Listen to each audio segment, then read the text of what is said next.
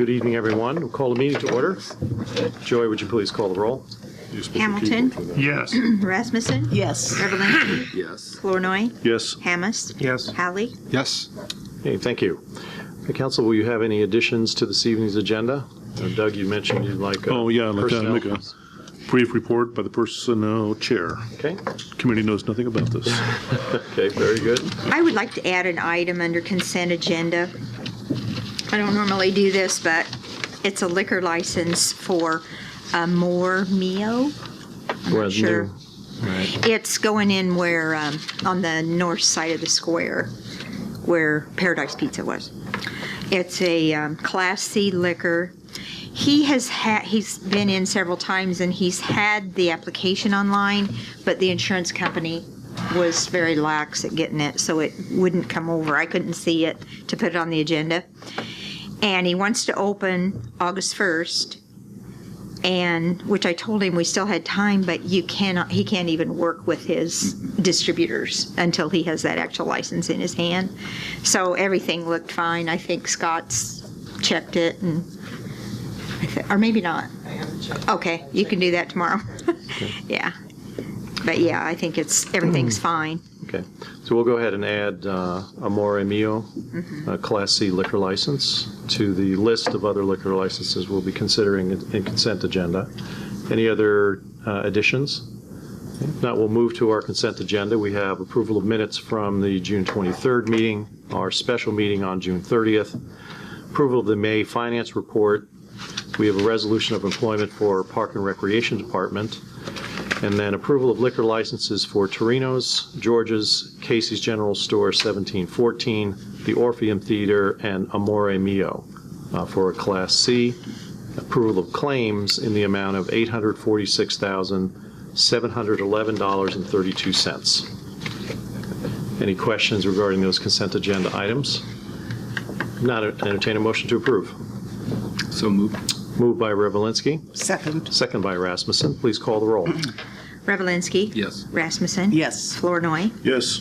Hallie. Yes. Hamilton. Yes. Ledger Kalin. Yes, but abstain from the special counsel. Hammes. Yes, but also abstain from the June 30th meeting. Okay, thank you. Next, we'll move on to our public appearances. George looked up a minute ago and didn't see you. So George Gallagher, and again, thanks for your patience. We're sorry we didn't get you in last time you were here. Go ahead. And thanks for pointing out that you probably would have been able to say something at the meeting, but not with any action. It's better that we go ahead and consider it while you can take action. And I was due to address the council a month ago. Unfortunately, just a couple days before, I had been hospitalized with an infection. So Jefferson County sent me up to University of Iowa hospitals and clinics, but we still haven't determined where I caught the infection from. But possibly it was because when I was run over in town here about 14 years ago, since the physical therapy officially ended, they recommended that I stay loose and work out with light weights and so on and so forth. So what I had been doing for all the years that I could afford it was to have a full membership at the rec center. And this would include the pool as well as working out in the weight room and having the other facilities available at no additional charge, such as playing billiards and so on. And there have been a couple years when I haven't been able to afford that, and there was a program begun 2 years ago. It's called ATR. I think it was a state-run program that told me that it was possible that they could supply some money to me to supplement my membership so I could have a full membership at the pool and the rec center. At the time that they were just about to end they're now no longer in Jefferson County anymore, but the funding actually did come through. They didn't even have time to notify me, apparently. I was not notified that since I had paid my pool membership, and tried to get a full membership. It didn't come through to my knowledge.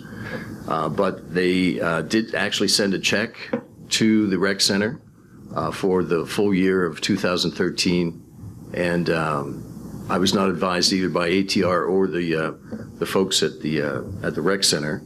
And so as far as I was concerned, the whole year I was working out on my own. And I think maybe that's in less than sanitary conditions probably where I picked up my current injury. But the point is that the rec center had been paid for the full membership by the supplemental. Jody and Derek at the pool, don't dispute that. I never once was availed. I never worked out once in the weight room there. I had to do that on my own the whole year. And while they were paid, oftentimes there were 5 times from their records. They wouldn't provide me a printout, but 5 times by their records, I'd come to play billiards with friends, and you have to pay additional funds at that time if you're not a full member. So even though the rec center had me on the books as a full member, I was never advised of that by anyone at the pool, when I'd come and swim. And ATR didn't advise me of that. So basically, they've been paid for something that they didn't tell me. They had many opportunities when I'd come to play pool. Apparently, listed on the records there, they should have said, "You're a full member. You don't need to pay us." What turned out to be a total of $14 for the times we played billiards. And they could have, at any of those times said, "Oh, by the way, you don't need to pay, you're a full member." So throughout the whole year, I was never advised by anyone, even though they had been paid for a full membership, that I was eligible for that. So my simple request is that, the $14 isn't huge, but it makes a difference to me for the times I played billiards there, and they were paid while I was supposedly a full member. This is not in dispute. Jody and Derek at the rec center admit that they had been paid, but I was just never advised to that. So my proposal is I'd like my year of working out at the, in the weight room and so forth, that they've been paid for. I'm not sure really what's in dispute.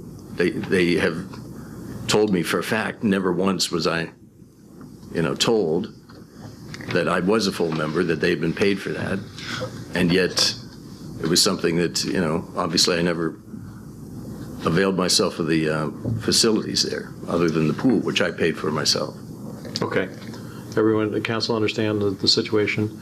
I think it'd be good, Derek, if you could just give us some background on the situation from your side too, please.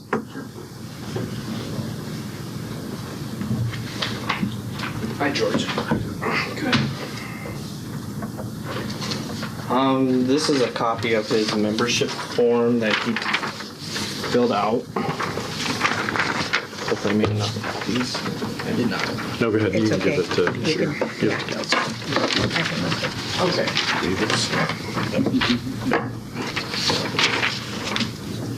I don't deal directly with the memberships.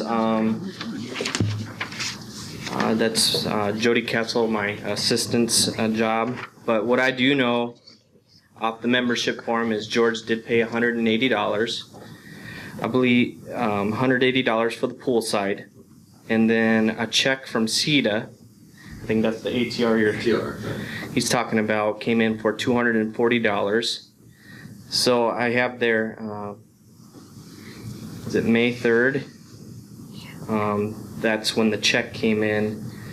And he's claiming that he wasn't notified of it. My secretary claims that he was. And I'm just doing my job reading off the please read below, non-refundable, non-transferable, absolutely no extensions. So that's where we're at right now. So, Well, I have a question. George, if we pay you back your $14, does that make you satisfied? $14 for was other uses of the facilities. When you go to play pool. Yes, I understand. No. Right. But you said that you paid $14 to play pool Yeah. where you shouldn't have had to. So if we would reimburse you that $14, would you be happy and you're done now? No, I. What are you looking that's for? Over and above what I think that since I was never utilizing the, anything other than the pool, which I paid for, and they had multiple opportunities to let me know when So I what are would you come. asking for that? I'm asking for a year's worth membership of to be rolled working over. out in the Oh, I see. in the weight room, which I the city's been paid for that. Yeah. Derek, you mentioned Jody felt that he was informed. What's the basis for her feeling on that? She feels that she has went out of her way to inform him of that. He did have the combo membership when that check did come in.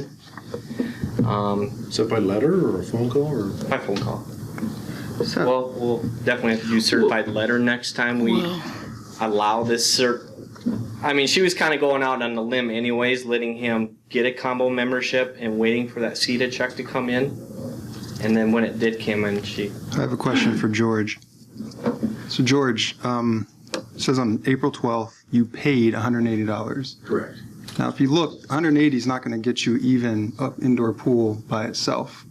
That's the difference of the combination when the 240 check came in. Right. So you wrote that in anticipation of the 240 coming in. Correct. So why is it that even if you wrote that check knowing the 240 would get you a combo pass? They said I'd have to pay the difference if Christie had said, you'll have to pay the difference if the full membership from the CETA ATR people didn't come through.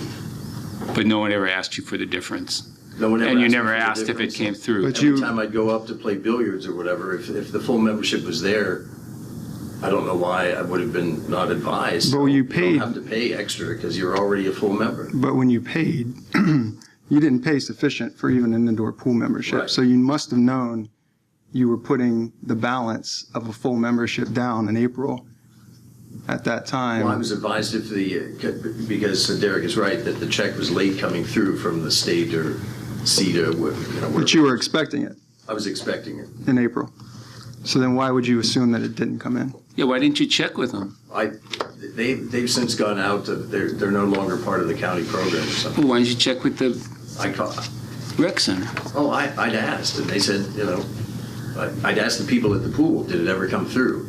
Now, whether they checked upstairs with Jody or Derek, I don't know. I mean, I was only allowed to And go what in did the they tell pool. you? I was only allowed to go in the pool. You asked if they came through, and what did they tell you? They said they didn't know. And, so I just said, Is that what they said? they haven't asked me for the extra money, and they're letting me into the pool. So, at that stage, every dollar meant a lot. So after a couple of months, I'd forgotten about the difference that I would have been an extra, I think, $100 to be just on the pool side or Is something. CETA offering this anymore? Pardon me? Is this program CETA's ending now? Is that it? It's only, I think, in 16 counties in Iowa anymore, CETA, ATR. In other words, would you be eligible this year again or not? Only if you live in Iowa City or Des Moines or, Not here anymore. no, it's no longer Jefferson. Has this already gone in front of the Park and Rec Board? Okay. I kind of feel like, George, that it was your responsibility to find out if you had qualified for it, not our responsibility to tell you. And so, I'm glad to give you back your $14 that you paid for playing billiards. But that's how I feel. I checked every time I went to the pool for the first week or two, and it hadn't come through yet, so. But you didn't go any farther than the person that was working the desk at the pool. Right. You I just didn't figured- take it beyond that to go to ask Jody or Derek yourself.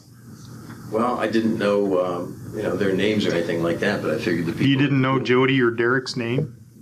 I'd never met them up to that point, no. That's fine. But, the thing is, I have a feeling, like you said, it was sort of like, well, if it didn't come through, then maybe they're going to ask me for more money, so maybe I'll Right. just shut up. So I think it was really on you. If you wanted to see if it came through and it, then you could have had the benefits. So, I would move that, we reimburse you $14. Well, I would appreciate that as well, but I would think that there's some, whether the representative of the rec center at the pool that I asked is an official person that if she's giving me an answer, unless she said, let me check with, the people upstairs, and they didn't. And every time I'd come to play billiards, they could have told me at any time throughout the year that what happened to that money? That's. We have a motion by Revelinsky to reimburse $14. Is there a second? Second. Second by Hallie. Any other comments or discussion? If not, all those in favor signify by saying aye. Aye. All those opposed, the same sign. So George, it's, part of this too is the precedent-setting value of it. It's very clear on the application that it can't go beyond what's stated there in terms of the transferability and extensions and things. And it's just, in terms of upholding policy within the city, this is generally the direction the council goes, is to really uphold what's there. It's unfortunate that there was a misunderstanding, miscommunication, no two ways about it. But we also have a situation where, one of the people in charge is saying that they did contact you about it. So it's your word against them. It's hard to manage that. But we're sorry that it was an imposition for you, and we hope it'll be of value to you in the future. So even though the city has been paid for that, and I never took advantage of it because I wasn't advised either by CETA or the responsible people at the pool, there's just no way around that. Yeah, there's no one that felt that it warranted a full reimbursement. So, thanks for your time. Next council, Thomas Farrer. Is Thomas here? I am. Can come up to the microphone, introduce yourself. My name's Thomas Farr. I have 4 acres out on Prairie Lakes subdivision phase 2. And so I would like to ask which is in the county, and I'd like to ask the city council to waive their jurisdiction over the minor subdivision that I wish to do as far as what the county is already preliminary approved of.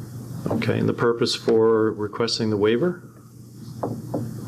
So I can move forward to the county next week and sit in with the Board of Supervisors to get the minor subdivision approved. Okay. Can we ask our city attorney, John Morrissey, to comment for the council on this, please?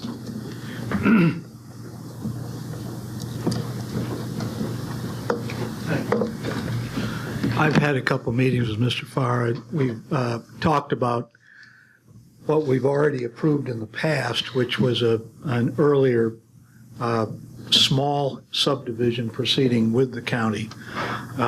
Now the small subdivision, he's drawing 2 lines to create 4 out of 2. And that is something that probably won't fly under the city subdivision ordinance. We have a 3 division standard. But we also haven't upgraded our subdivision ordinance in years. I've explained this to Mr. Farr, and I've also talked with the county attorney and the county engineer about this. Until a city gets an overhaul of our subdivision ordinance so that we have something like the county has in its ordinance and what is in the state code, we're better off not exercising jurisdiction in these questions unless it's very obvious that we don't have any reason other than to recommend approval of it. And that's what we did the first time through, I think, on his. We said, yeah, for a single split, you've satisfied all the things on the county checklist. Board of Supervisors on line with you, and the county engineer is. We recommend it be approved by the county. We don't have any interest in it. So we did a resolution on that before. This is a little bit different because that was 2 out of 1. Now the 2 that were created is going to go into 4. Generally, we haven't allowed that under our city procedures, but we don't have an ordinance that really addresses it the way the county does.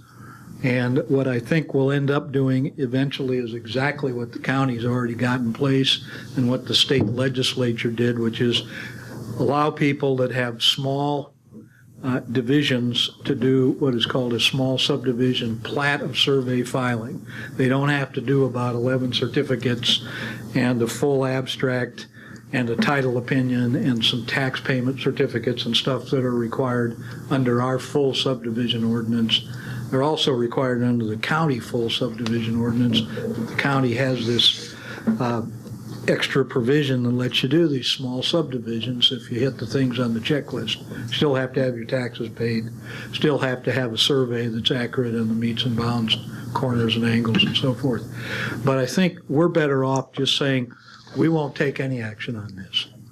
And rather than another recommending resolution like we did the last time, if we don't take any action and don't exercise, the County Board of Supervisors will still approve this, which I think you're preliminarily approved for already. And the county. That overrides anything we would do anyway. Right. So are you saying, John, that you recommend that we not even I consider don't the know if waiver? Becca gave you a resolution just saying that we would decline to act, but that's what I suggested to her is all we need to do, since we don't have a way to deal with this under our ordinance. Okay, so- And we don't disagree with the way they're dealing with it on the county side. So the waiver is not the correct term then? Is it just, Well, I think we just don't take any action. Just don't take And any the county action. will still proceed. So that's the way I'd read it. so, It's different than agreeing with the process of two more splits, because that's really what's happening. So we need to address that when we create our own ordinance. so And yeah, right now, we're, though, it's okay with the county, so I don't see any reason not to let him do right. it. So we're not being asked right now to approve what's being amended on this.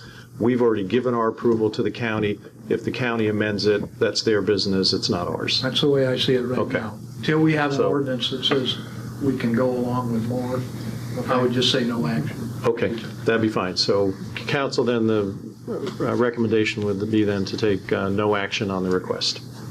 Do we need a motion for that? Motion to take no action on Howie. It's not every, it's not Withdraw the request on that basis? the oxymoron motion is on the floor. Okay. Is there a second? Oh, I thought. Could Tom maybe just simply withdraw the request based on this discussion? No action, no action, no action. Yeah, Michael, don't make a motion. I'm not, it No, was a he joke. was kidding. It was a joke. He was kidding. Okay, so I just withdraw? Is that what I do? Yeah, that's fine. We just won't take any action on it. Okay. Thanks for the update. We appreciate it. Where is the development? Pardon me? Where in the county is it? I couldn't tell. East of Walton Lake. Road, Walton. just as you, Is it west of or east of the subdivision that's in there now? So is it- Uh-huh. It's west, so it's this closer side of to it. town. Okay, I see. got it. Good luck. Okay, thank you. Good beer sometime. Next, Herb Wells. Is Herb here? Yes. Come to the microphone, please. Well, I've never thought I'd be going towards the council for something as small as this, but it's gone on for several years. It's regarding the property owner that owns two houses across the street from mine, What's your address, sir? 702 West Fillmore. Okay. I believe his addresses are 705 and 703. There's no addresses on the houses. They've been vacant for 4.5 years and neglected. And I'm sure the council is familiar with the landowner. Do you have that on the report? No. Should I mention the name? Carlos Font. Yes. It's on his request over here. Right, his Carlos Font. Yeah. You know the name. And the property goes unkempt for long periods of time. There's one house that I know is full of varmints. I had talked to Scott about doing a health inspection on the property, and he can't do it without, I guess you have to have a subpoena or something like that to do that. We can have it inspected, Scott, if it's a concern. Can we not? Yeah. Okay. How do we enter the property? And the property just, just goes on. There's a tractor, I guess a utility trailer, 30-foot trailer sitting in the driveway. It's been there for 3 years. It's an eyesore. Just, when you come down Fillmore, you see the giant utility trailer. Then right next to it, you see a dumpster, a Donnelly dumpster. And the dumpster was finally emptied and changed just on Saturday. And then the lawn has been taken care of twice since I made the complaint to Carlos and telling him I was going to go before the council to address this issue. And I'm understanding that Carlos was in the process of wanting to sell one of the properties. Well, I think that is the reason why he's got the trailer in front of the driveway and the dumpster, to make it look like he's going to sell it. Because I've talked to the people that own my property, which you may be familiar with, Richard Falcone, Merrill Falcone, Randy Falcone. And I discussed that I was going to come to the council and address the issue. They said, we've approached him buying that house. He will not sell it. They're just derelict, abandoned property is what they are. And I'm sure, Scott, you've probably dealt with these properties before. Can you give us a report on your dealings with them? As Mr. Wells said, the properties have been empty for a number of years. There was a few letters before I took over as code enforcement officer. I've had to write letters to have the property cleaned up, the property mowed. He's buttoned some things up since I took over a little over a year ago, as far as like he talked about animals getting in. There was one area that I noticed that he took care of everything that we've asked when I get a complaint. Mr. Font has always taken care of. I did ask, and I've been asking of owners with houses like this for a time frame, and he has submitted one. So we have a time frame. He does want to, as he indicated, sell one of the houses. He wants to fix the other one up because it's been in the family for many, many years and doesn't want to let that one go. The trailer that's in front of the house, the enclosed white trailer, it's on his property. It's in his driveway. We really have no, code for anything against that. Same thing with the dumpster. It's not in the right of way. It's back. I did call Connolly's. I've looked at the dumpster as I've been there, a few times. It's never garbage in there. It's construction material. Connolly's indicated they usually empty it 3 or 4 times a year. And I said, just for the neighborhood's sake, could we change that dumpster to a dumpster with lids? Because it didn't have lids before. And that's, I think, what he saw Connolly come in the other day. And then I requested from Mr. Font an actual timetable. And I said, this is going to, the council's going to get this and they will hold you to this. Okay. So that's where we're at with the property. So enforcement issues are challenging to get the response sometimes, but it sounds to me like Scott has a good handle on this right now. When somebody owns the property, it's a little more, it's more of a challenge, for us. Right. If it's a rental property and somebody calls and, hey, we do we're have on the that inspection right away. process. Yep. We do have this jurisdiction Right. to make Yep. some of those issues. With the mowing, Scott, is it ever mowed on its own, or are you always having Usually, to? Because I think as it's usually one, we've got a letter now that states that when you get that first one, this is your letter and this is your only warning for this and all property you own for the entire, and this year obviously it Okay. says 2014 mowing season. So if we drive by and see that again, then I have Daryl mow it and it gets assessed to the homeowner. Okay. Okay. There's one Go ahead, thing sir. I want to bring up. My next door neighbor, or across the street neighbor next to one of Carlos's properties, has mentioned that what's happening is his gutters are gone on his right side of the house. And what's happening is whenever we have these large rains, it's coming in and it's flooding his basement. I had hoped that Steve would be here tonight, but he couldn't make it. He works for an electric company and he was going to be on notice tonight, so I understand why he couldn't make it. I might also mention that too. It's damaging other neighbors' properties. Okay. Well, hopefully he's going to take some steps right now to upgrade one property, sell the other to a more responsible owner, and we can start to see some progress. But we'll stay with Scott on the progress of this. Very good. Thank you very much. Thank you. Any other questions, council? Okay.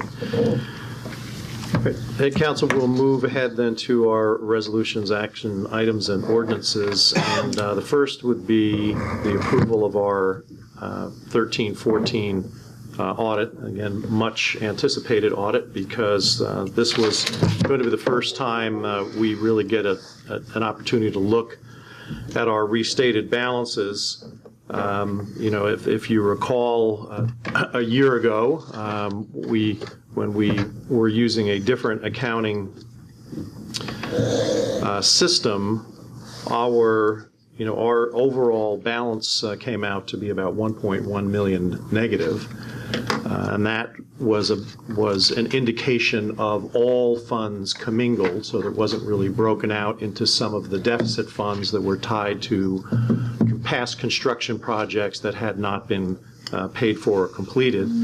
Last year, we took the action of injecting about $1.5 million into our overall, and now we're seeing where that leaves us at this point. So if you turn to page 16, 17, and 18, you'll see on page 16 under the general column where a lot of the balances are kind of stated at this point in time, or as they were on June 30th. You'll see that our fund balance in the general fund is $341,189, so positive fund balance, something that we want to increase with our work on selling the Logan property, but still putting us in an overall, at least from a promotional standpoint, a much better position. We still show a negative balance in our debt service, which is on page 17. I'm not sure that the state auditor had answers for us, definitive answers for us yet. We believe there still may be some transfers outstanding that would take care of that, but Joy is speaking with them. I know, Joy, if you have any. If you, it is on page 17. If you look at the non-major category, and over on the left, it is your TIF. And that has a plus balance of 189,000. I don't want to say I disagree with the state auditor. I want to say it politically correct. We're just trying to work it out with bond counsel. I'm going to be working with Mark Corey too. This 189,000 has to do with TIF, and personally, I think that needs to be in the debt service to offset that negative balance. Right. But we're yet to. And again, that could potentially be a transfer because TIF revenues are generally tied to debt. So if those were not transferred yet. On page 18, you see the fund balances for water, sewer, other non-major, and total. You can see that all of those funds are quite healthy, even given the fact that we have a lot of work coming up. But in general, I think this is a very positive report and something that we can build on going forward. And, remember, this is at the end of June 30th of 13. And they called me the other day and we're getting ready to reschedule, for the next year's, or the one we just ended. And I asked if, why we had to do it in January. Why can't we do it sooner? And I said the sooner the better, maybe September, October. And she says, well, we're thinking even August. And I said that would be heaven. So I haven't heard back, but the sooner the better because it's so fresh in our mind. And she told me that most people don't want it that early because they haven't closed their year out. I said, if I know you're coming in August, it'll be closed out. Because it's too hard because in January we're working on the new year, so I'm dealing with 3 different budgets and it's crazy. I know you didn't expect this question, but I'm just curious. Can you tell us what the general fund balance approximately is as of June 30 of 2014? That's the $1 million question. I have a lot of transfers to make, but I think that it will be in the positive, definitely. I think it's only going to be around 100,000. Well, your is my May guess. finance report shows 199,654. Yeah. In negative. What's that? It's in negative, though. That's, yeah. It is in the negative, and it's still in the negative when I first ran, Do you but think I've it'll be got, less than 341? This number Oh. from last year? yes, I'm pretty sure it will be less than that, yeah. And, yeah, if we would've sold Logan, that's where we were gonna transfer, I think, like 600,000, I think, to get it positive, but that kind of fell through. So, but no, I'll still have it in the positive, definitely, but it might, I think it's only gonna be around 100, but don't hold me to that. No, I understand. Hopefully It's I'll just find some more. Rough estimate. I was just Yeah. curious. Yeah. Yeah. Any other questions, council? Then I'd entertain a motion to accept the 13-14 city audit. So moved. Moved by Hallie. Second by Revelinsky. Any discussion? Not all those in favor signify by saying aye. Aye. All those opposed, same sign. Thank you. Next, council, we need a resolution to set dates for a meeting, a public hearing, where there'll be consultation on the amendment to the Highway 1, Highway 34 West Business Urban Renewal Plan. And that will take place on July 22nd at 10 a.m. Melanie, could you give us just a synopsis of who will be at that meeting and what kind of discussion, what elements they'll be looking at? This is a public meeting mainly for the county, the school board, and the hospital, the taxing entities, to review the TIF amendment, or the renewal plan amendment. This amendment is for the Highway 34 West plan. Originally, that district included whatever new bank is out there by Walmart. Credit Union. Credit Union, thank you. It was originally for the credit union. Yeah, First Community Credit Union. And we're expanding it to include the Whitney property so that some of the improvements related to the rec center can be included or can benefit from the TIF. Great. Okay, thanks, Melanie. So we'll set the date and time as July 22nd at 10 a.m. Entertain a motion. Moved by Revelinsky. Second. Second by Ledger Kalin. All those in favor signify by saying aye. Aye. All those opposed, the same sign. Thank you. Next, council, we have the awarding of a water improvements contract. Melanie, if you can run us through that again too, please. Okay. For this water project, we had 3 divisions, and I'll read through all of the bids that were submitted for each division. The first division, Division 1, was East Madison. We received 4 bids on that. The low being from Cross Iron of Fairfield for $42,918.95. Second, G.R. Miller of Washington for $48,542.50. Third, Lawson Construction of Kirksville, Missouri for $51,450. And fourth, from Pilcher of Ottumwa for $72,875. The engineer's estimate on that was $52,500. So the low for Division 1 was Cross Iron of Fairfield. Division 2 was 4th Street, or is 4th Street. This is from Merrill Avenue to just past the library at MUM. And there was 1 bid received on that, and that was for Pilcher of Ottumwa for $146,560. The engineer's estimate on this was $114,000. Division 3 was West Washington, or is West Washington, which is Washington from 6th to 9th. We received 3 bids on Division 3, the low being to G.R. Miller of Washington for $90,738.50. Second was Lawson of Kirksville, Missouri for $94,547. And the last was to Pilcher of Ottumwa for $101,064. The engineer's estimate was $98,600. Then the fourth division that was bid was combining all of those projects together, given if a contractor secured enough work for the rest of the fall, that perhaps they would sharpen their pencil on that. The letter at the beginning of this attachment states that the low bid for each of the divisions, it lists them there, and that totals $280,217.40. So if you look at Division 4, which is the same amount of work of the first three divisions, the only bid for Division 4 was for $275,318.50. So that makes the Division 4 is $5,000 less than the first three divisions.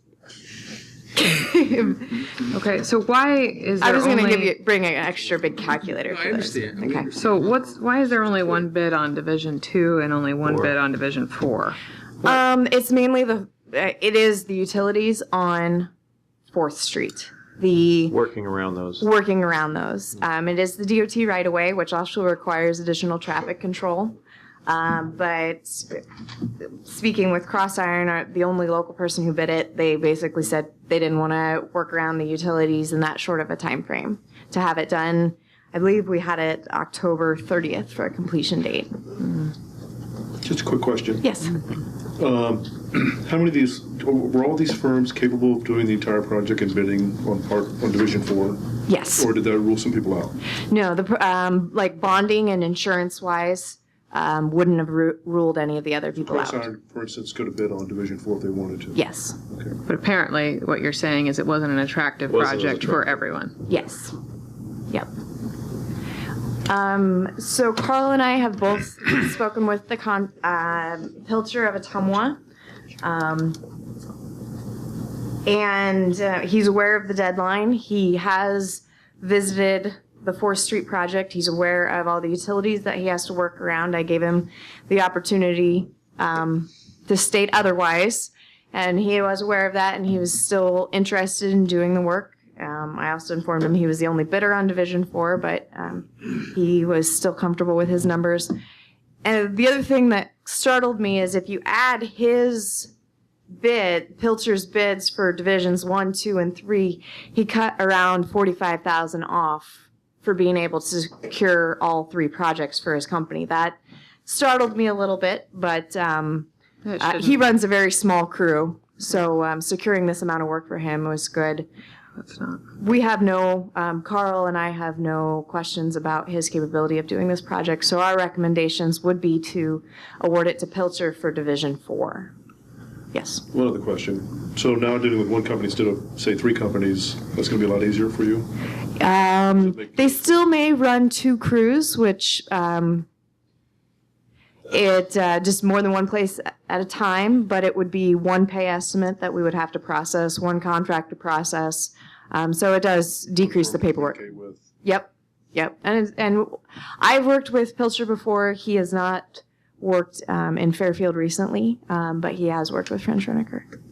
I have a question. When you add up the differences between the engineer's estimate and what the bids were on each one of these projects, the first 3 divisions, you actually come in just slightly over 15,000 higher than what the engineer's estimates were on those 3 divisions. Yep. When you get to the final Division 4, which is the entire scope of all 3 divisions, correct? Yes. You're about 20,500. 20. Yes. Yeah. Yep. Over. Why would you choose to do one that's going to cost you an extra $5,000 to $10,000 versus splitting it out for 3 contractors? Well, the engineer's estimate, we're not, French Renaker is not in the construction business, so this is just our opinion of probable cost. It's not a bid. We also, in the engineer's estimate for Division 4, assumed that there would be a cutback, I guess, for somebody getting awarded all of it. I guess I just cut my numbers back farther for Division 4 than what the contractor chose to cut them back. Melanie, if you look at, I mean, I didn't do the math here, but could go back, but your estimate for all the 3 projects, your original estimate, not your Division 4 one. Yep. What's the total on that compared to what the bid is here? That's So I know he was way over on the solo one that he bid, and so. Yeah, he was 20,000 over the engineer's estimate for Division 4. Right. I guess I could just add this up myself. Yeah, I got it. You got it. I will say what I have for an engineer estimate is less than what Carl has budgeted. Okay, So there's he's 3 divisions total to $265,100. The Division 4 is $255,000 even, so there's a $10,100 difference in estimates there. Division 4 being a reduced estimate. It still leaves Division 4 as over what even if you added up the individual divisions, higher than what the contract. I guess the main thing was we only had one person interested in bidding on that 4th Street thing, and it's so complicated. His bid was almost $30,000 more than engineer's estimate on that project alone. So. And Carl and I did talk about just taking that Division 2 completely out because it was so much over the estimate. But he has the $255,000 that was the engineer's estimate, or the $265,000 that was the total, whichever one you use. He had budgeted more than that. So even though these numbers are over the engineer's estimate, he's still comfortable with fitting this within his budget. Okay. So what is your main concern, Darren? I was just wondering why the preference for relying just on one contractor versus doing it with 3 contractors, considering 2 of them are local here. Cross Iron's right here in town. Okay. And Pilcher, of course, is Ottumwa. And I know in the past we have talked about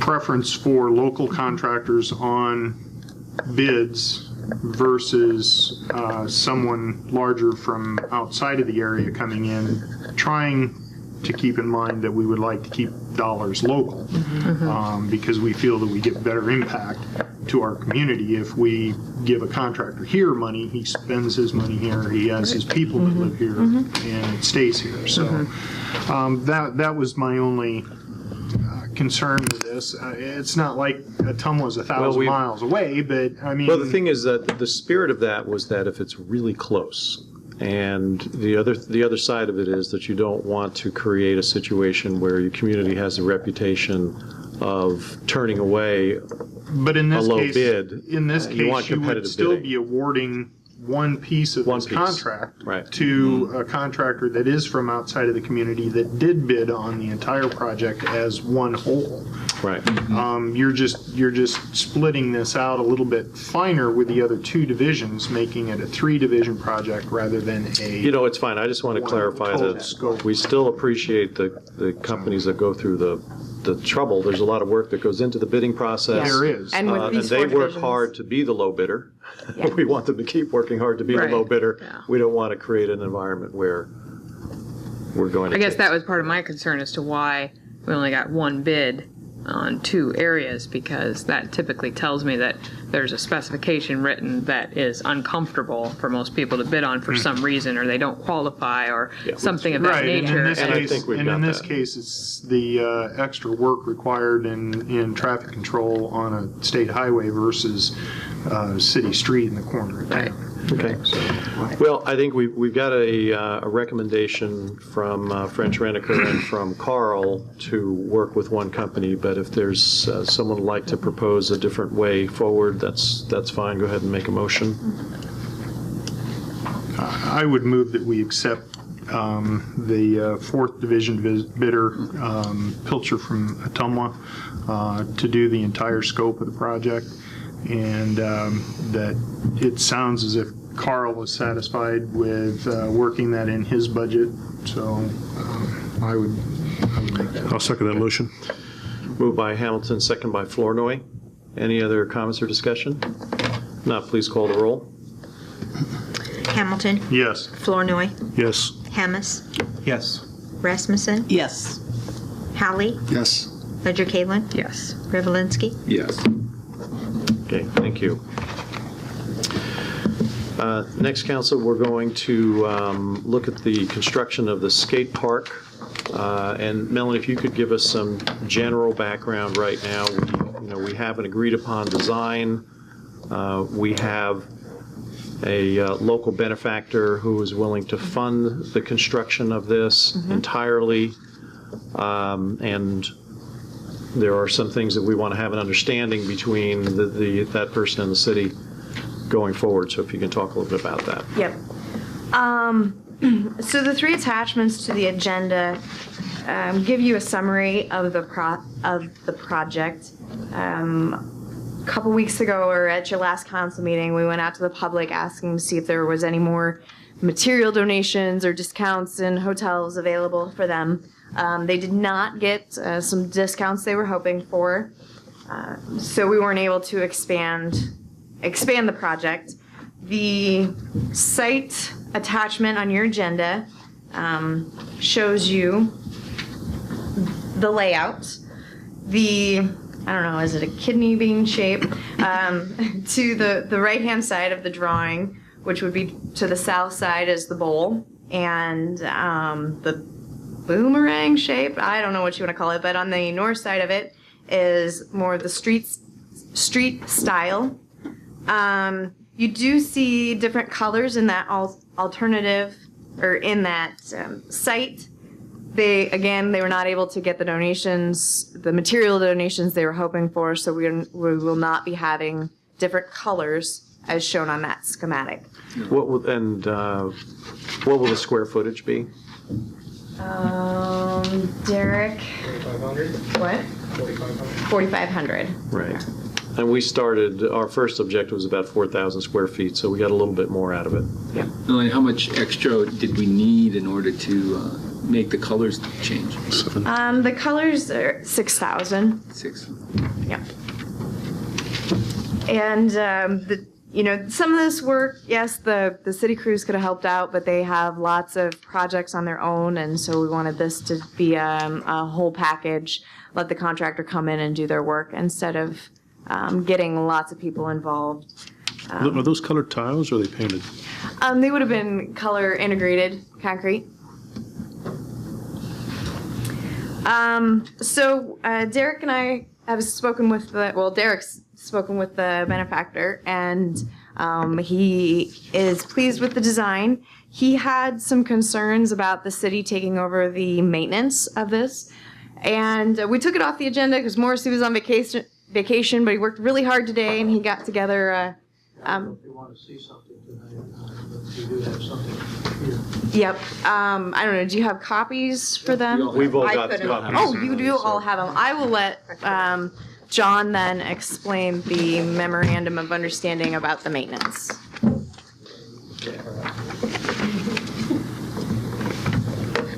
Okay, if you've all got a memorandum of understanding, the three entries in your council tablet are the attachment to this, or the project documents. And essentially, just walk you through what you have in your hand. This memo is between three parties. Our donor, the city is the second party, and the contractor would be the third party. This essentially is indicating that you are preliminarily approving plan specs, a map, the cost estimate for the skateboard park. You'll still have a formal contractor's contract that is covered by a performance bond to come yet. But this should give an assurance to our donor of our commitment to this. We indicate that we're giving preliminary approval in our resolution part of this where it says it is resolved. We've now given preliminary approval.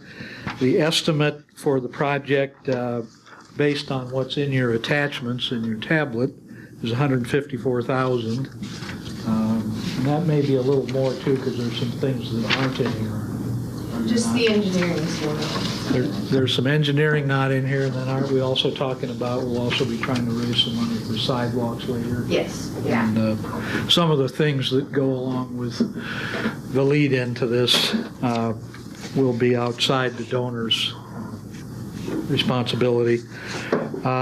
This will authorize the mayor and the city clerk to exercise this memorandum of understanding, which will also be exercised by Spawn Ranch and by Joe, the donor.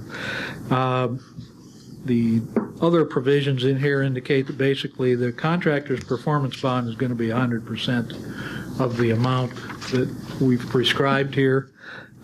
Section 5, the final contract will have all of these materials and terms built into it. So what you're preliminarily agreeing to is what you should get.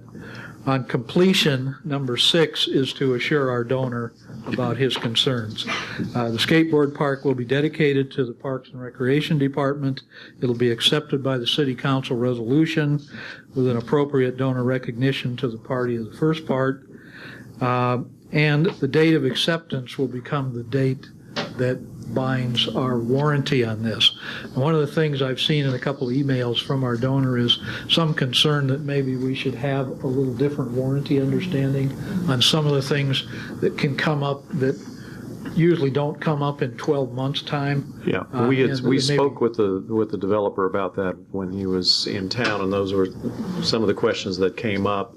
So there may be some things. He did assure us that they would be involved 2 or 3 years out, but we need to get that in writing. Our donor sort of had a question mark that he felt the contractor was assuring us that there were ways to handle things that might not occur for 2 years up to 15 years with some additional extensions that were specific in a warranty. But then he also mentioned in an email that he was afraid that was going to cost us extra, and he wasn't prepared for the extra. Right. So maybe you can address that for a minute. Yeah, in your attachments, Spawn Ranch did provide an additional warranty that was at an additional cost. So this did not fit into the initial budget. This was for years 2 and 3. It did not fit into the budget. However, we do not need to act upon this until the final acceptance of the project. So part of it is, depending on what the final donation is, perhaps a year of the extended warranty could be purchased at that time. And Jessica, with your experience with concrete, we would like some of your input on warranty work, on what might come up with something of this. Maybe we could talk mixes and technical stuff that would perhaps make the donor feel better.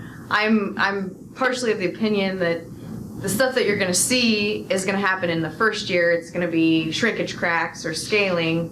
Anything after that is going to be more of a settlement issue. But maybe there's something between Darren and Jessica that I think that as we long can as talk later on this. Yeah.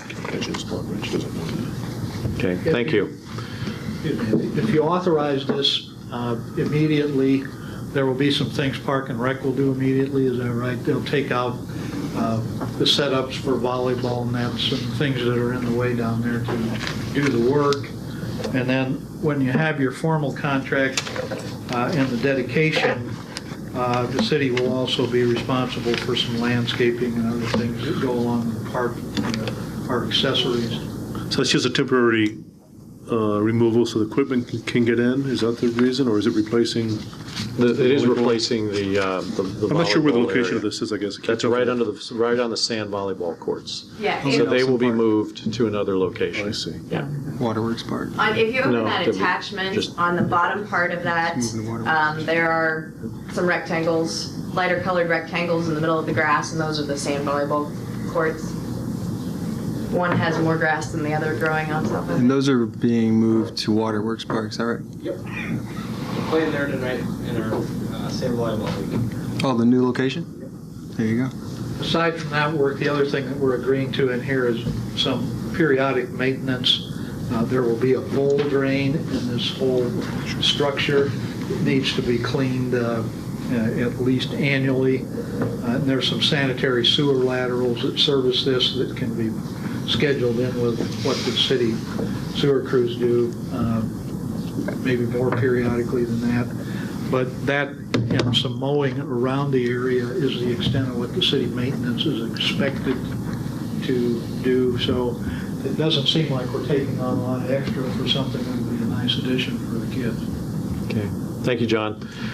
So I think this memo really summarizes everything that we had on our action item. I'm going to go ahead and allow this to be taken up this evening. So I would entertain a motion to approve the memorandum of understanding so our project can move forward. So moved. Second. Moved by Hallie, second by Revelinsky. Any other discussion? Please call the roll.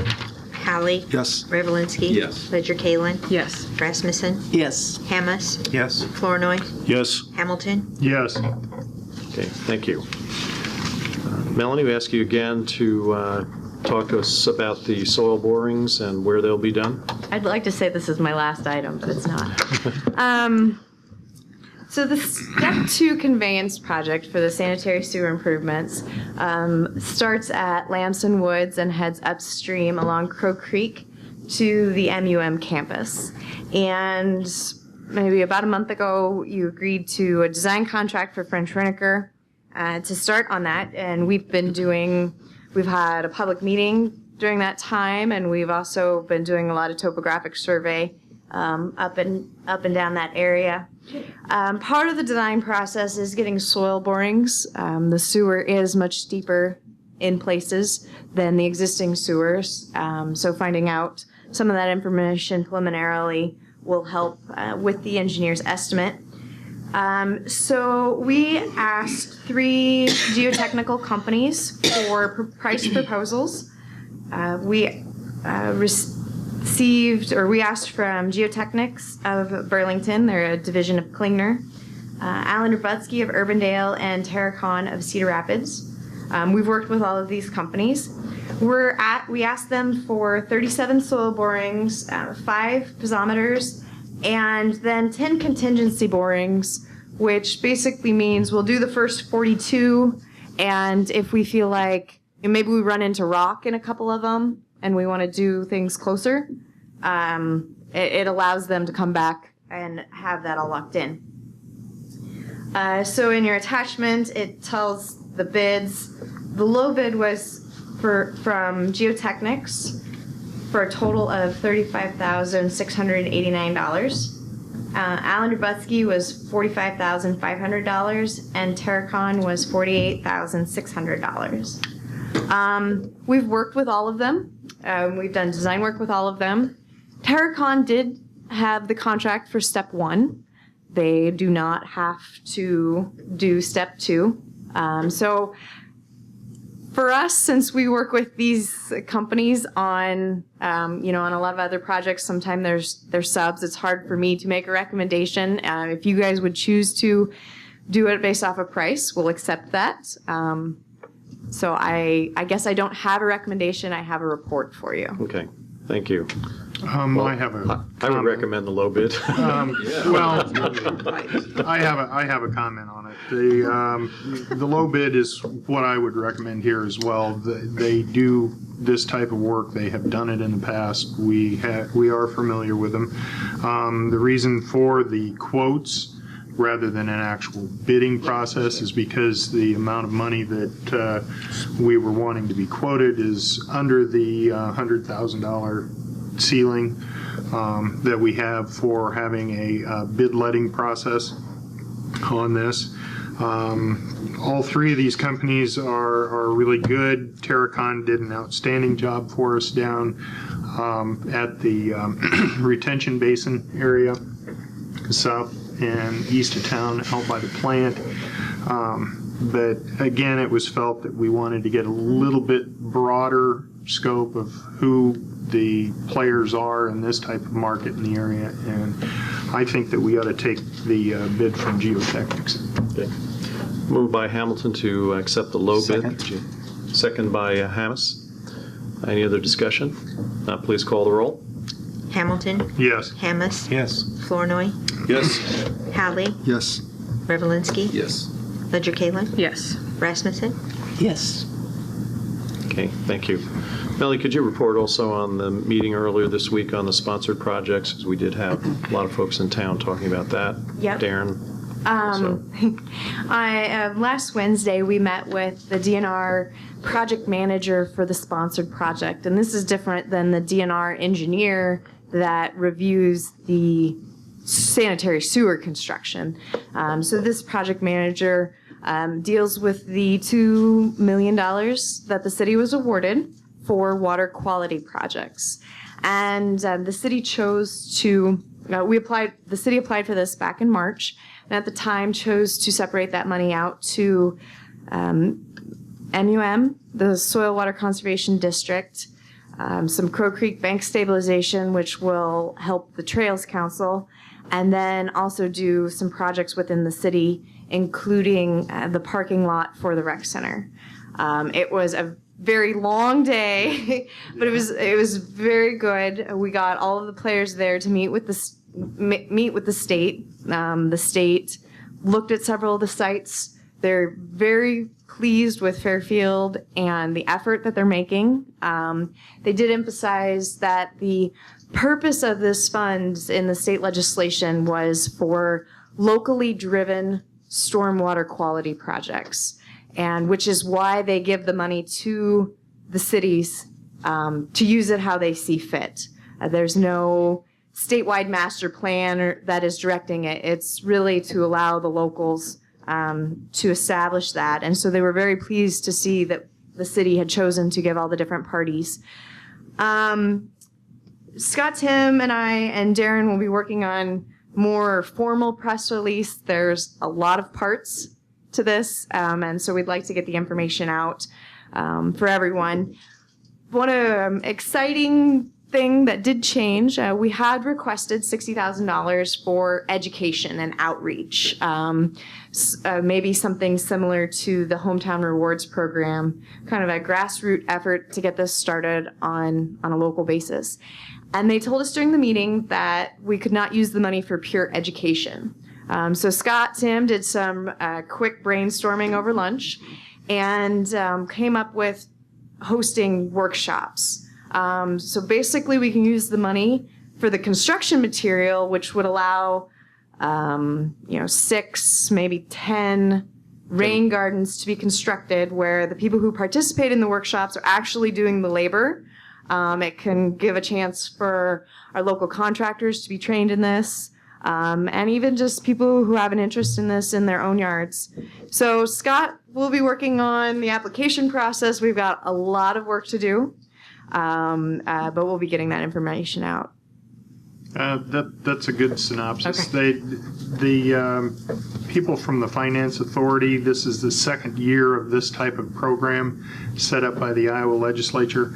They were extremely impressed in the fact that we were able to try to coordinate money from 3 separate projects in order to do these sponsored projects, and the accounting that's going to go along with it on our end to keep the different fund balances separated as they should be throughout this is amazing to them. They deal with cities that have a specific sewer improvement project with a specific sponsored project that goes along with it, not 3 projects with 6 different sponsored projects that are involved with it. So they were impressed with our ambition on wanting to go through with this. They loved the different sites that we took them to show them exactly what we were looking at, particularly at the Glasgow trailhead. There was a lot of comments down there that the type of work that we're talking about is going to save at least one of the bridges down in that area from scouring at the abutments. And we looked at the other site. There are 7 seven different proposed sites out on the campus area for work that needs to be done for the drainage way, and Crow Creek runs directly through the campus. That's one of the big decisions that we made in order to have them on board with this project as well. Over the next probably 18 months, you're going to see a lot of different work going on in a lot of different places around. Some of it's going to be visible right out in front of everybody. Some of it's going to be hidden away. But we feel that we're very strong on our position, and we feel that with step 2 through step 5, 6, we'll still have plenty of chances to do more sponsored projects with that money, and I think we're off to a great start. The one thing I'll add is a majority of the projects focus in the Crow Creek drainage area, but the rec center, for example, is in the Indian Creek drainage area, and there may be some stuff done by the Soil Water Conservation District in the Indian Creek drainage area as well. Yeah, one interesting point that we found out is that there are pieces of equipment that can be purchased as maintenance equipment for some of these types of projects. And one big piece of equipment that we were hoping would be a way to clean out permeable pavement, such as we have right now over behind the Civic Center in the parking lot there. We're going to look into purchasing that from this sponsored project money, so that once another permeable parking lot is put in, we have a way to actually maintain it so that the water isn't running over the areas where it's supposed to filter down through.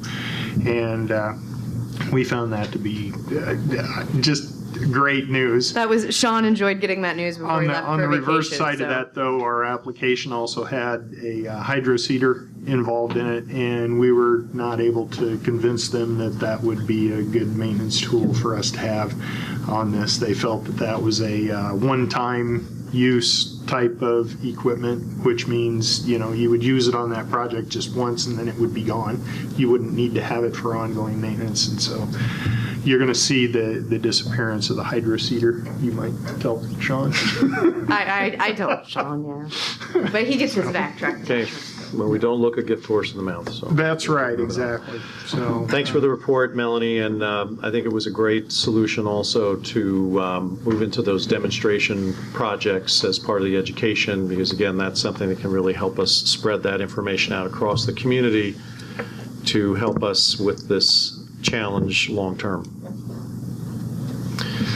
Council, the next action item would be approval of 12th Street and Burlington sidewalk contract. We don't have that ready for you this evening, so we're going to table that. We'll move on to Mayor's report. At this point in time, I've got several reappointments and 2 new appointments to boards and committees. First is the CVB board. We have 3 terms that are expiring for Ron Haynes, Sherry Klunder, and Barry Schmidt. I'd like to recommend that the 3 of those are retained for another term. So I'd entertain a motion to approve those 3 names. So moved. Moved by Hamilton. Second. Second by Rasmussen. All those in favor signify by saying aye. Aye. All those opposed, the same sign. Thank you. How long is that term, Ed? That's a 3-year term. Okay. The next, we have a vacancy on the Beautification Commission, and Sue Gale has agreed to fill that position, so I'd like to recommend Sue Gale to Beautification Commission. Move to approve. Second. Moved by Ledger Callen, second by Flournoy. All those in favor signify by saying aye. Aye. All those opposed, the same sign. Thank you. And then finally, as we are going to be getting started with our CDBG activities in the downtown facade, we have an RFQ out now for our architectural services. We did interview an architect earlier in the week. We are probably going to have 2 to 3 architects to review. I'm not sure if it's going to be at our next meeting or if it's going to be the first meeting in August. But there will be some oversight and responsibility for the Downtown Revitalization Committee, which was appointed about a year and a half ago and has not met. But we're going to get them together and get them engaged in the project starting out. So I would like to add one name to that, and it would be Bill Herlin. So I'm recommending Bill as an additional person to the Downtown Revitalization Committee. Move for approval. Moved by Revelinsky, second by Rasmussen. All those in favor signify by saying aye. Aye. All those opposed, the same sign. Stacy's husband. Thank you. Wanted to mention that last Wednesday I attended the CAT Board monthly meeting. And at that meeting, I was the only one who was able to get free that day. Derek was, I think, on vacation, and some of our other task force members were out of town as well. But it's okay. I mean, most of the defense of the project had been done at the 3 prior meetings, but we were just there to find out what the next step was.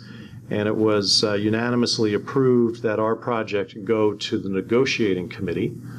So what the negotiating committee will do then is they will meet with us to essentially, they'll either tell us what award they have in mind, or there's some discussion about the award. In our application, we show a $1,040,000 shortfall in our project. The CAT grant is going to make some designation towards that $1 million, where they've pretty much already let us know it's not going to be the full amount, and we know realistically that's just not the way they work. But if it's $700,000 or $800,000 or $600,000, whatever it is, then they will also want to know at that point in time what will be the plan to finish the fundraising, and we'll also talk about a time period for finishing the fundraising. That becomes a part of the contract that you have with CAT moving forward. But we're very confident if we get a substantial award that we will be able to finish the fundraising very quickly. So that meeting should take place sometime before the August meeting, which I believe is on August 12th. And so we should know very soon about what kind of CAT award that we're going to get. It's been very positive. They've been very complimentary of our project, so we feel pretty confident about it.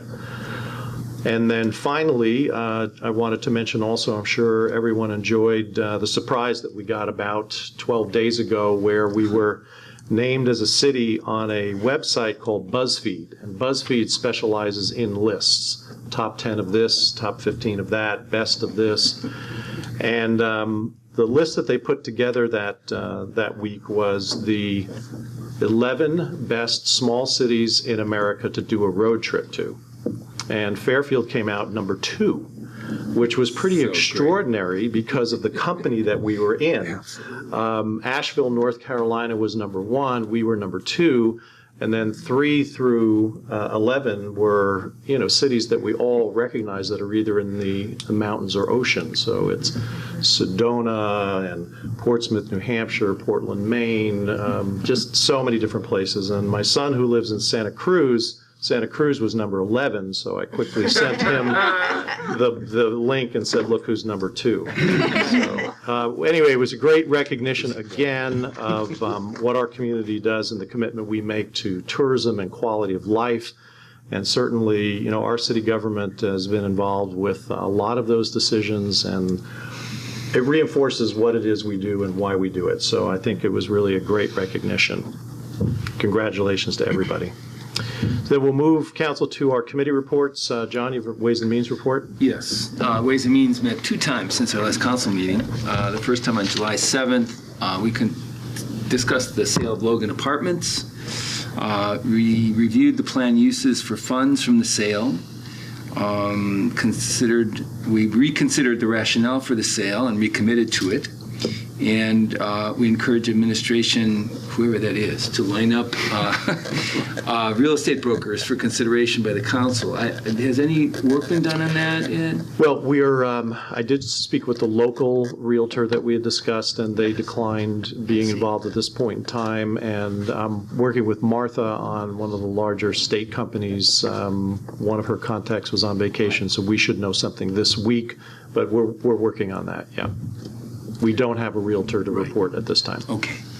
So that was our meeting on July 7th. Last Monday, July 14th, we met once again to consider requests for increased compensation. First, for our city clerk, in light of the fact that she's taking on extraordinary duties without our having a city administrator here. And we thought that it was appropriate to consider increased compensation for Joy. And rather than just give her a permanent salary increase, the motion that was made was to recommend to the council to compensate the city clerk by way of a bonus of $600 per month during the time that there's no city administrator. And we would reconsider this compensation after a new city administrator is hired. And so that was the motion by the entire committee, recommendation by the entire committee to the council. Okay. So you make that motion then to the So I would full make that as a council? motion to the council here, yes. Okay. Second. Well, moved by Revelinsky, second by Flournoy to, again, bonus Joy for the additional work that she does. This is not without precedent. We also had a period of time about 3 years ago where we were without a city administrator for over 6 months. And we did recognize it in that same way with a bonus system, so I think it is the wise way to go, council. Any discussion? If not, please call the roll. Revelinsky. Yes. Flournoy. Yes. Hammes. Yes. Rasmussen. Yes. Hallie. Yes. Ledger Kalin. Yes. Hamilton. Yes. Okay, thank you. The final action that we considered was a request to increase the salary of our Park and Rec Director, Derek Wolfcool. And it's perhaps a little more controversial to consider a request like this outside of the budgetary process, and keeping in mind the kind of inequities that might be felt by other departments and other department heads, which have surfaced since our recommendation, actually. But nonetheless, it was decided for a couple of reasons to go ahead and recommend to the council to increase Derek's compensation by $5,000 a year.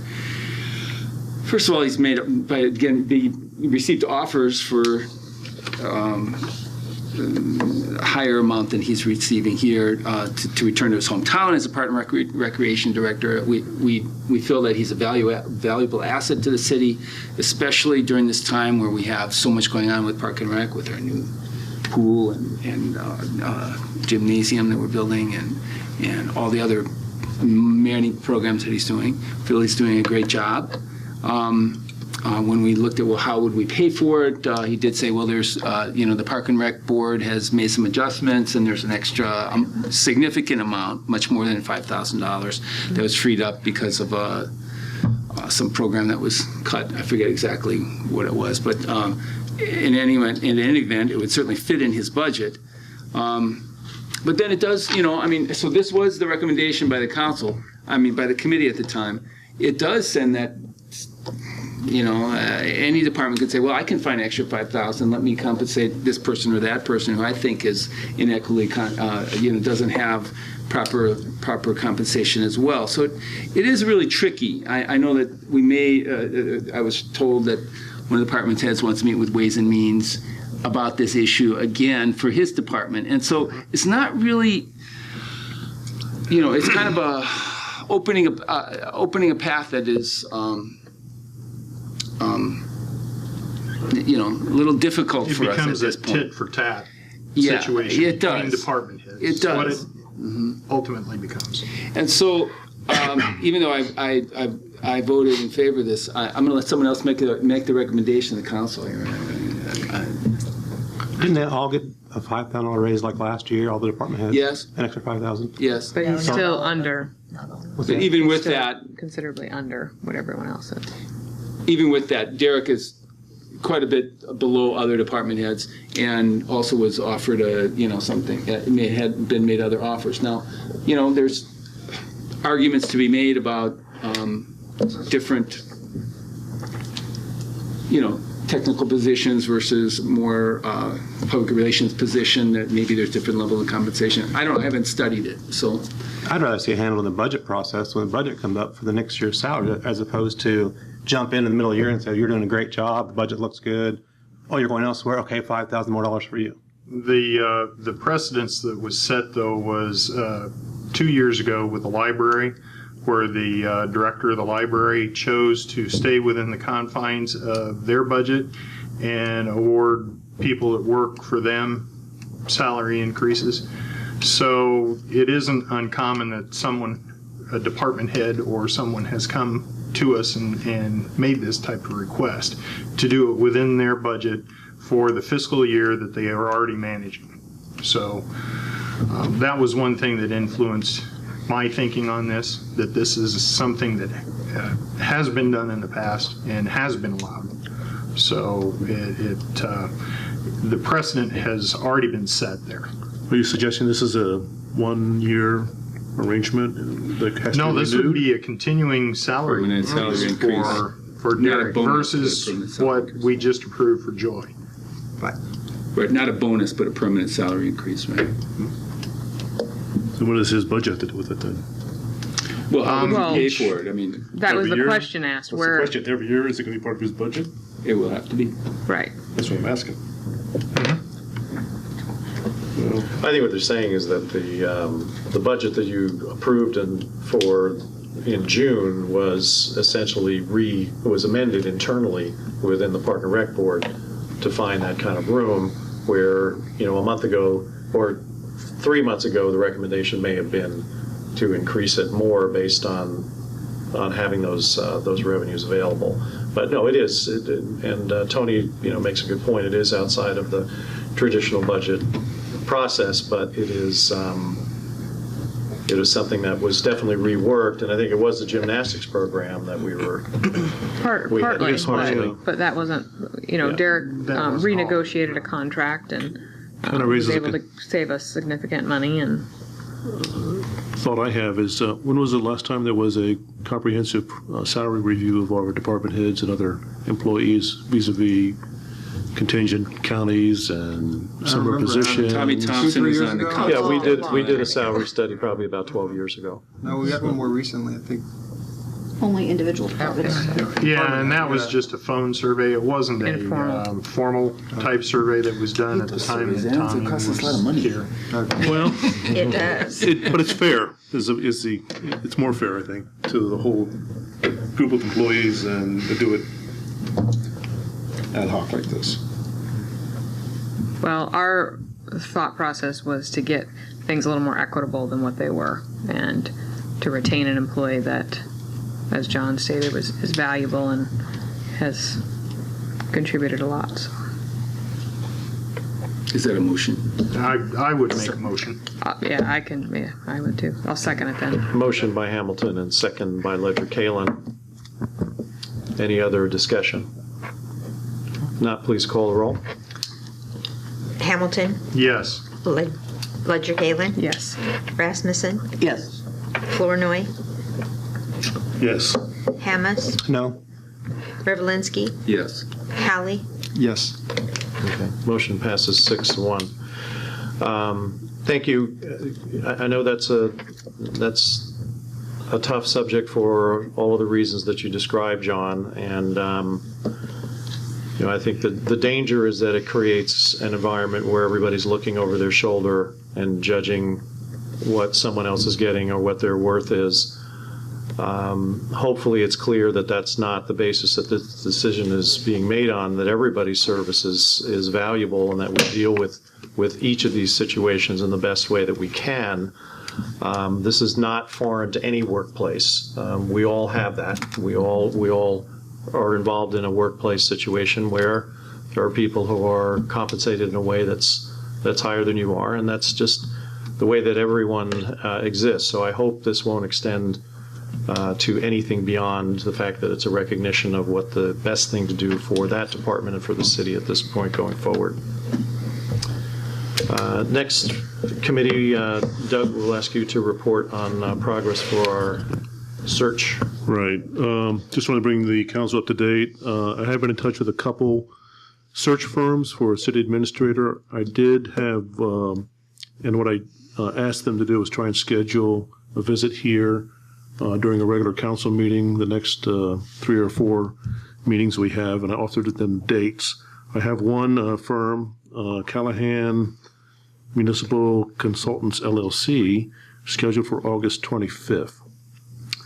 And I'd like to put them at the top of the agenda for maybe half an hour for them to come and talk to us about what services they would offer and how they would conduct a search.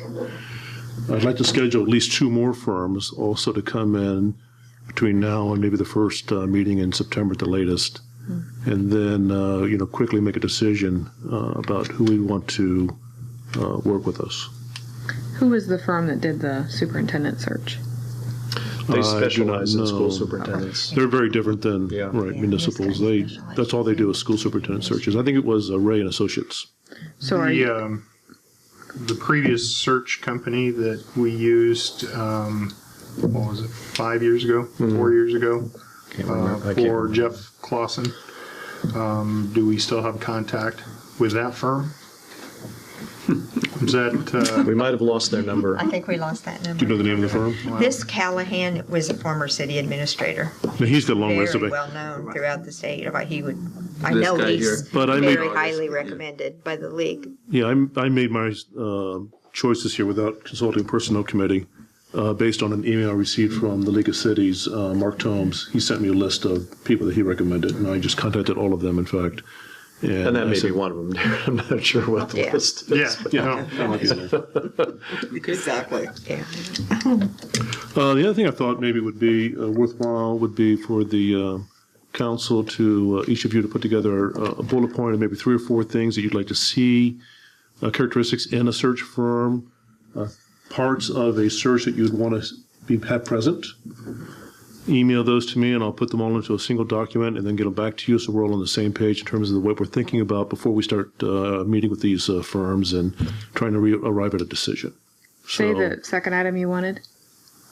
Just 3 or 4 bullet points of characteristics you would like to see in a search Right. firm and some of the features you'd like to see in the search process. Okay. How they would conduct the search. How they would conduct. Okay. It's kind of open-ended question. It's not designed to be meeting a particular. You're not trying to trick Are we us. graded on this? No, not trying to trick you. Well, John, you might be graded, but I know when we're quoting. when Professor Doug makes a request, it does sound like an assignment. It does. But that's okay, Doug. It's not. Is that clear to everybody? Any questions? All right, the one by Friday. okay, send me a copy of the PowerPoint, please. Okay, thanks, Doug. Anything else? That's it. All right, great. Then one last thing, Melanie, if you'd give us an update on the Highland Street project. Doug, my only question was, is that single spaced or double spaced? Should always be double spaced. You know that. College rule. I'll try and do this as quick as possible on Highland. I've received lots of questions from individual council members, department heads, as well as residents, so I just wanted to get all the information out there at once and allow you to ask me any questions on the project. Highland actually was on the department's radar a couple years ago. When Kevin started the budget process, he asked the department heads the water, sewer, and street department heads to sit down and do a 3-year plan on the projects. Trying to minimize the cases where a new street goes in and then you replace the water main the next year. And that was the ultimate goal of that. We're still fine-tuning that process. But that's when Highland came up, and we met in November and discussed it again. And in the budget, Highland as well as Iowa and Third was in the streets budget. Then in April, the sewer department went to Iowa and Third, and this does all tie together. I'll try and hurry. The sewer department went to Iowa and Third and determined there was too much sewer work under Iowa in order for them to get it done this fiscal year. It wasn't going to meet the budget. So quick thinking Daryl decided to move that money to 2nd Street. And so that takes us to about May.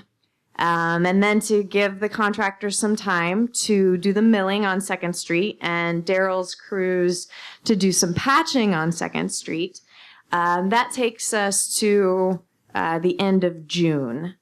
The original thought was that Highland and 2nd Street, the overlay of 2nd Street, would be bid together, basically doubling the amount of asphalt in the project, hoping to make it better, a better bidding environment. Then when the tree discussion happened with Highland, I will say that I took the risk. I honestly didn't think that project was going to move forward and had stopped working on the design on Highland. I will take that responsibility. But now that the trees have been removed, we are working on that design and we're going to get it out as soon as possible. We've decided to separate 2nd and Highland to make them individual projects, which will allow a tighter time frame for 2nd. We obviously don't want the bricks and the rough roads over winter and trying to plow all of that. So we want to get 2nd Street buttoned up before winter.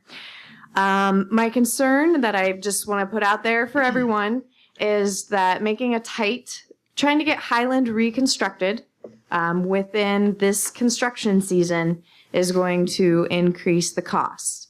So my recommendation would be to, I know this is why I'm just telling you all now, is to allow the contractor till the end of May, but not letting them tear it up until they're going to work on it. I mean, I'm not recommending we tear the street up and the residents have to walk all winter. We want them to be able to have that shut down for as short as possible.